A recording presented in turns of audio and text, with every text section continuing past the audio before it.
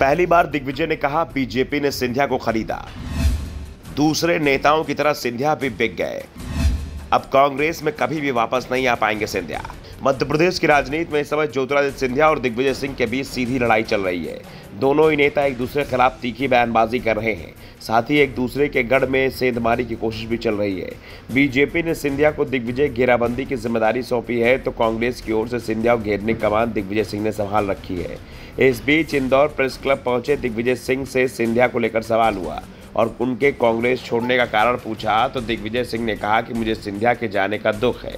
मुझे जरा भी उम्मीद नहीं थी कि वे कांग्रेस को धोखा देकर चले जाएंगे। जब ये खबरें उड़ रही थी तो कुछ लोग बिक सकते हैं तो हमें विश्वास नहीं होता था, पर मुझे यकीन नहीं हुआ कि इस श्रेणी में सिंधिया भी आ जाएंगे।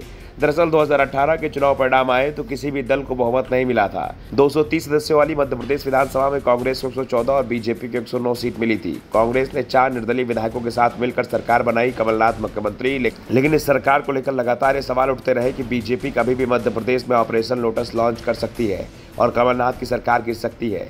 4 से 5 मार्च 2020 को कांग्रेस के अंदर पहली बगावत हुई। 11 विधायक गुड़गांव पहुंच गए, जिसमें कांग्रेस के 8 विधायक कांग्रेस के और 3 उसका समर्थन करने वाले थे। लेकिन दिग्विजय सिंह की सक्रियता के चलते ये बगावत सफल नहीं हो पाई और दिग्विजय सिंह विधायकों को अपने साथ निकाल कर लाने में कामयाब हो गए। उस समय तक सिंधिया कांग्रेस में ही थे और जो विधायक गुड़गांव पहुंचे थे उसमें दिग्विजय सिंह समर्थक विधायक ज़्यादा थे। और जब सिंधिया से बगावत को लेकर सवाल किए गए तो सिंधिया ने कहा था कि विधायकों की खरीद फरोख्त की बीजेपी में पुरानी प्रथा है, लेकिन मध्य प्रदेश में सफल नहीं होंगे। हम सब एक साथ हैं। मध्य प्रदेश सरकार के पास बहुमत है, कोई समस्या नहीं है। लेकिन सिंधिया 48 घंटे में भी अपना बयान पर टिक नहीं पाए और खुद ही बगावत कर दी। 10 मार्च 2020 को उन्होंने कांग्रेस छोड़ दी और अगले दिन बीजेपी में शामिल हो गए। कांग्रेस ने पहली बगावत तो फेल कर दी, लेकिन सिंधिया की बगावत से कांग्रेस हिल गई। मध्य प्रदेश में उसकी सरकार भी चली गई, क्योंकि सिंधिया अपने साथ कांग्रेस के 2 दर्जन विधायक भी ले गए थे। ऐसे में अब जब सिंधिया के कांग्रेस में वापसी को लेकर दिग्विजय सिंह से सवाल हुआ तो उन्होंने कहा कि मेरे रहते हुए अब सिंधिया कभी भी कांग्रेस में नहीं आ पाएंगे। और सिर्फ सिंधिया ही नहीं, जो नेता सिंधिया के साथ बीजेपी में गए उन्होंने कांग्रेस को धोखा दिया है, वो कोई भी कांग्रेस में वापस नहीं आ पाएगा। दिग्विजय सिंह ने कहा कि सिंधिया जिस सम्मान की तलाश में कांग्रेस छोड़कर बीजेपी में गए थे, अभी तक शायद वो सम्मान उन्हें नहीं मिला है। इसलिए उनके पास ऐसा मंत्रालय है जिसमें करने को कोई काम ही नहीं है।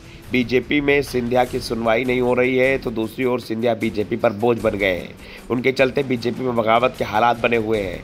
सिंधिया के साथ ही दिग्विजय सिंह ने कैलाश विजयवर्गीय के बयान को लेकर भी उन पर तंज कसा।